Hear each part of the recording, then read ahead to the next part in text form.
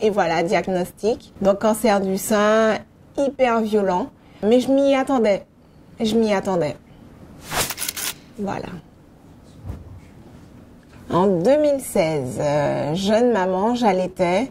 J'ai senti la boule, que ce sein soit rempli ou vide de lait. J'ai senti qu'il y avait une boule et j'ai senti qu'il y avait quelque chose qui fonctionnait pas. Et là, j'en ai parlé à ma gynécologue. Et diagnostic, un cancer très virulent. Et là, tout s'est enchaîné. Tchernobyl.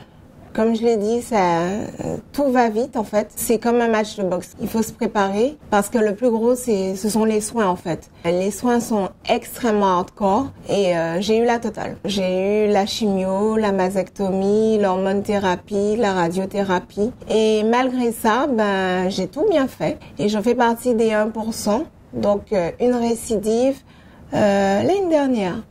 Il n'y a pas un parcours type.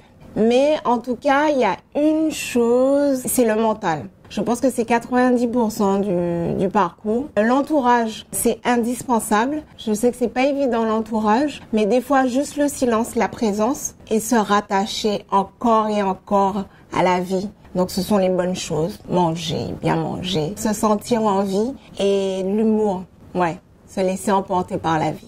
Je m'étais jamais posé cette question, mais c'est vrai, il y a trop de femmes, trop de personnes qui souffrent du regard des autres et qui vivent le cancer caché parce que il y a cette culpabilité. Pourquoi moi, je vais perdre mes cheveux, ne pas assumer et en fait, le problème c'est pas cela. Le problème c'est la survie. Donc on n'a rien à faire de ce que pensent les autres et je serai la porte-parole de tous ces silences en fait.